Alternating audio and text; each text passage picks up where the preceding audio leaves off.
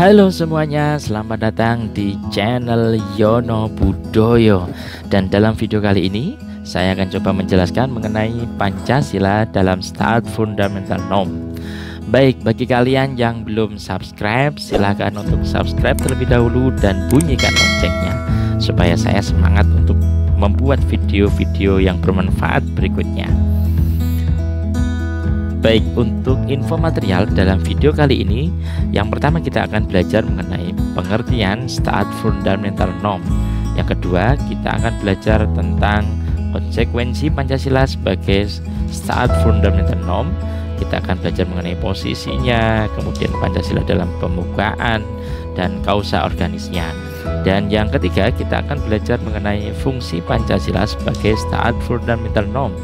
Dan yang terakhir kita akan belajar mengenai bagaimana hubungan Pancasila dengan Undang-Undang Dasar Negara Republik Indonesia tahun 1945. Seperti video yang sebelumnya, saya akan coba untuk menyampaikan kata-kata mutiara terlebih dahulu. Baik, ilmu adalah buruan dan tulisan adalah ikatannya. Maka ikatlah buruanmu dengan tali yang kuat, yaitu dengan menuliskan atau dengan berkarya. Ini dari Imam Syafi'i, begitu ya. Jadi dengan menulis kita mungkin bisa untuk menuliskan ulang, untuk mengingat ulang, begitu ya, sehingga ilmu yang kita dapatkan benar-benar terterap dalam diri kita. Baik, yang pertama kita akan belajar mengenai pengertian Start Fundamental Norm. Nah, kita dari beberapa referensi yang sudah saya kumpulkan, Start Fundamental Norm ini merupakan landasan hukum atau landasan umum, maksud saya, dari suatu tatanan hukum, begitu ya. Atau katakanlah tatanan hukum tertinggi di Indonesia adalah Undang-Undang Dasar, begitu. Jadi ini merupakan landasan.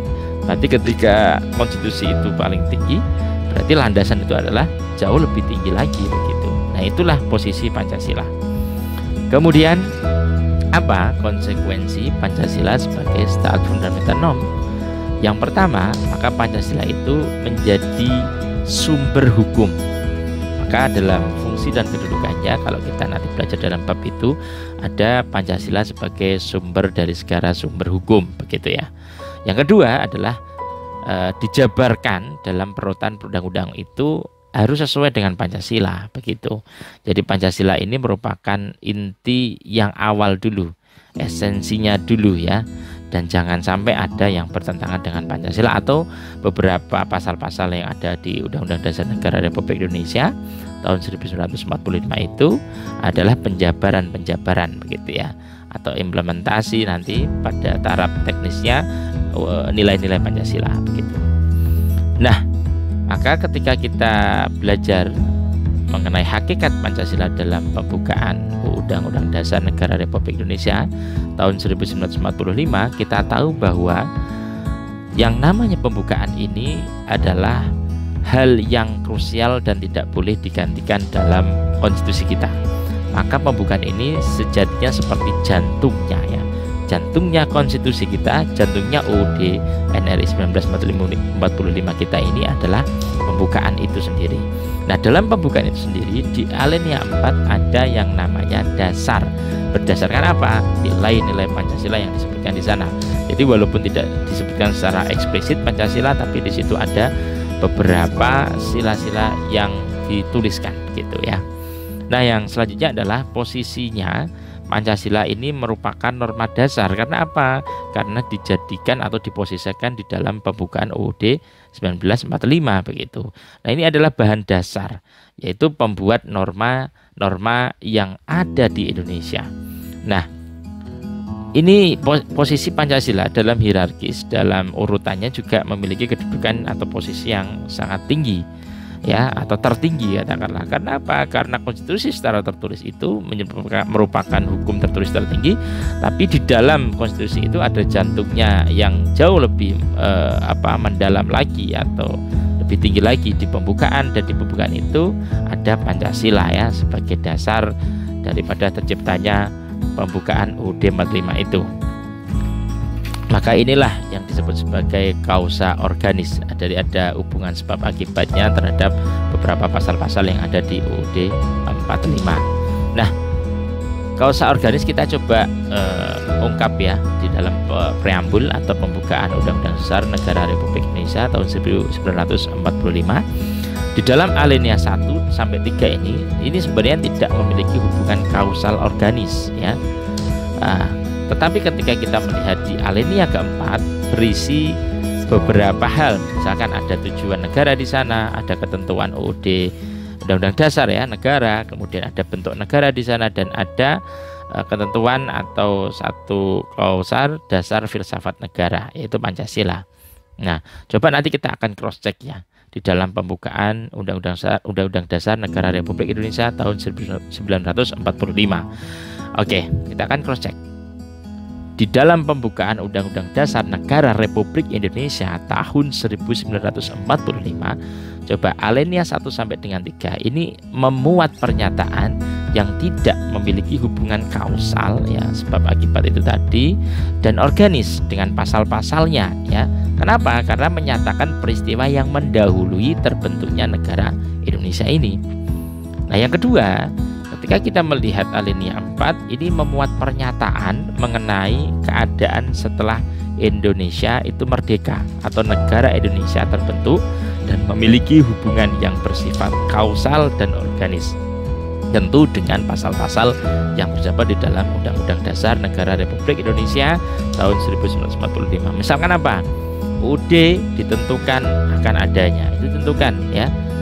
Kemudian yang selanjutnya adalah diatur dalam Undang-Undang Dasar itu ya, merupakan pembentukan pemerintahan juga diatur yang memenuhi berbagai syarat. Kemudian ada juga tentang bagaimana bentuk daripada negara Indonesia ini, yaitu republik yang tentu berkedaulatan rakyat. Di dalam alinea 4 itu ada ya. Kemudian ditetapkan Pancasila sebagai dasar filsafat negara Indonesia. Coba kita lihat alinea 4 ya. Kemudian daripada itu, untuk membentuk suatu pemerintahan negara, ya ini adalah membentuk suatu pemerintahan negara yang kita lihat di B ya, yaitu untuk membentuk suatu pemerintah negara Indonesia yang melindungi segenap bangsa Indonesia dan seluruh tumpah darah Indonesia, dan untuk memajukan kesejahteraan umum, mencerdaskan kehidupan bangsa, dan ikut melaksanakan ketertiban dunia yang berdasar. Nah, ini ada dasarnya nih, ditetapkan sebagai apa? Filsafat negara nih. Dasarnya apa? Yaitu yang berdasarkan kepada, begitu ya. Kita lihat tadi ya. Oke. Kemerdekaan, perdamaian abadi ya. Misalkan kita lihat ya, berdasarkan kepada tadi di mana ya posisinya. Oke, menjalankan kehidupan bangsa dan ikut melaksanakan ketertiban dunia yang berdasarkan ya kemerdekaan, perdamaian abadi dan keadilan sosial ya. Maka disusunlah kemerdekaan kebangsaan Indonesia itu dalam satu Undang-Undang Dasar Negara Indonesia yang terbentuk dalam satu susunan negara Republik Indonesia yang berkedaulatan rakyat. Nah, ini tadi adalah negara Indonesia yang berbentuk republik yang berkedaulatan rakyat, begitu. Dengan berdasarkan atau berdasar kepada sila Pancasila ini ya, mulai dari ketuhanan yang Maha Esa, kemanusiaan dalam beradab, persatuan Indonesia, dan kerakyatan yang dipimpin oleh hikmat kebijaksanaan dalam permusyawaratan perwakilan, serta dengan mewujudkan satu keadilan sosial bagi seluruh rakyat Indonesia ya. Oke ya, berarti kita sudah kira-kira sudah puas ya untuk membedah pembukaan Undang-Undang Dasar Negara Republik Indonesia ini ya, tentang tadi ya alinea 4 memiliki kausal organis begitu. Nah, maka hierarkisnya Pancasila itu menjadi satu posisinya tertinggi ya, tertinggi karena sebagai ideologi juga, dasar negara juga ya. Dan ketika kita memang berbicara hukum tertulis ya, kita akan membicarakan konstitusi kita, yaitu Undang-Undang Dasar Negara Republik Indonesia gitu. Tapi di dalam konstitusi itu pembukaan itu jauh lebih tidak bisa dirubah begitu ya. Karena di dalamnya apa? Ada Pancasilanya begitu. Maka Undang-Undang Dasar Negara Republik Indonesia 1945 ini tertinggi karena apa? Karena di dalamnya ada pembukaan, dan di dalamnya pembukaan itu ada rumusan Pancasila begitu. Kemudian yang ketiga, kita memang masih ada ya ketetapan MPR di Indonesia yang masih berlaku, dan tentu ada beberapa undang-undang yang sudah dibuat begitu ya. Ini hierarkis hukumnya kira-kira begitu. Tetapi ketika misalkan kita mau lihat secara normatif, ada lagi ya tentang urutan atau hierarki undang-undang atau hierarki norma-norma hukum di Indonesia. Itu ada UUD 45, kemudian di bawahnya dan lain sebagainya, sampai nanti peraturan daerah, kabupaten, kota begitu. Oke, Pancasila ini sejatinya adalah cita hukum Indonesia ya. Cita ini adalah harapan gitu. Maka ketika kita melihat Pancasila, di situ memang Pancasila ini ya, memang menguasai ya tentang hukum dasarnya, baik tertulis maupun tidak tertulis. Karena ya kalau kita lihat sejarahnya di dalam video-video sebelumnya yang dibuat ya, bahwa memang Pancasila ini digali dari kebiasaan, adat istiadat, kebudayaan gitu ya, yang tentu itu dilahirkan dari manusia Indonesia. Maka manusia Indonesia itu menjadi kausa materialisnya pembentuk Pancasila. Nah, konstruksi pikiran yang mengarahkan hukum ke cita-cita yang diinginkan masyarakat Indonesia tentunya. Nah, tentu ini juga menjadi ruh daripada hukum positif, yaitu prinsip keadilan dan adanya sanksi tentunya. Tentu ini semuanya adalah aspirasi masyarakat yang menyesuaikan dinamika di masyarakat itu. Nah ya, pada akhirnya juga inginnya adalah menjadi negara Pancasilais yang menerapkan daripada nilai-nilai 5 sila itu begitu ya. Nah maka sebagai hukum positif, Undang-Undang Dasar Negara Republik Indonesia tahun 1945 ini memiliki aspek fundamental. Pertama adalah memberi faktor-faktor mutlak tertib hukum di Indonesia. Jadi tidak boleh bertentangan terhadap UUD 45 ya. Kemudian yang kedua adalah memasukkan diri menjadi sumber hukum tertinggi, dalam tanda kutip ya, ini adalah tertulis begitu. Karena kalau kita melihat Pancasila ini kan sebenarnya landasannya begitu ya. Di dalam UUD 45 ya, dia tertinggi karena di dalamnya ada pembukaan dan ada Pancasila. Nah, bagaimana fungsi Pancasila dalam Staat Fundamental Nom atau sebagai Staat Fundamental Nom? Nah, ada dua fungsi. Yang pertama fungsi regulasinya, yang kedua adalah fungsi konstitutif. Fungsi regulasi adalah sebagai tolak ukur menguji suatu hukum positif adil atau tidak adil. Nah, itu adalah bagaimana ketika Pancasila memiliki fungsi sebagai atau dalam Staat Fundamental Nom ya, atau norma-norma dasar satu negara kan begitu. Jadi ini Pancasila ini mengukur ya, sebenarnya menguji bahwa hukum positif, hukum yang berlaku itu ini sudah adil atau tidak begitu. Nah maka harusnya mungkin para pemangku kebijakan harus melihat lagi kalau ada peraturan yang bertentangan dengan Pancasila, harus segera diubah begitu. Nah, fungsi konstitutif ini adalah menentukan bahwa tanpa suatu cita hukum, suatu harapan hukum, maka hukum itu sendiri akan kehilangan maknanya sebagai satu hukum. Maka Pancasila ini memiliki posisi sebagai cita hukum ya, yang tadi sudah dijelaskan. Baik, dan yang terakhir, bagaimana hubungan Pancasila dengan pembukaan Undang-Undang Dasar Negara Republik Indonesia tahun 1945? Pertama, Pancasila ini sebagai dasar negara Republik Indonesia tercantum dalam pembukaan, yang dimana pembukaan ini menjadi jantung ya daripada konstitusi kita, tentu berada di alinea keempat. Nah, secara ilmiah, pembukaan Undang-Undang Dasar Negara Republik Indonesia ini merupakan kaidah pokok negara.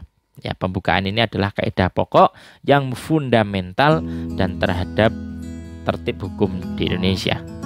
Dan kemudian pembukaan Undang-Undang Dasar Negara Republik Indonesia ini selain memiliki kedudukan dan fungsinya sebagai mukaddimah atau pembukaan itu sendiri, juga berkedudukan sebagai satu yang bereksistensi sendiri, yang hakikatnya merupakan kedudukannya hukumnya berbeda dengan pasal-pasalnya, yaitu ya. Oke, ini jadi bagaimana ya, Pancasila itu memberikan satu pengaruh yang kuat terhadap konstitusi kita, khususnya pembukaannya, sehingga konstitusi ini atau Undang-Undang Dasar Negara Republik Indonesia ini menjadi tertib hukum yang sangat tinggi gitu, atau tertinggi, dan tidak boleh ada yang bertentangan dengan UUD NRI 1945. Lebih khusus lagi, tidak boleh ada yang bertentangan dengan dasar negara, ideologi negara Pancasila. Baik, terima kasih. Itu mungkin yang bisa disampaikan dalam video kali ini. Jangan lupa sekali lagi untuk subscribe dan bunyikan loncengnya. Terima kasih.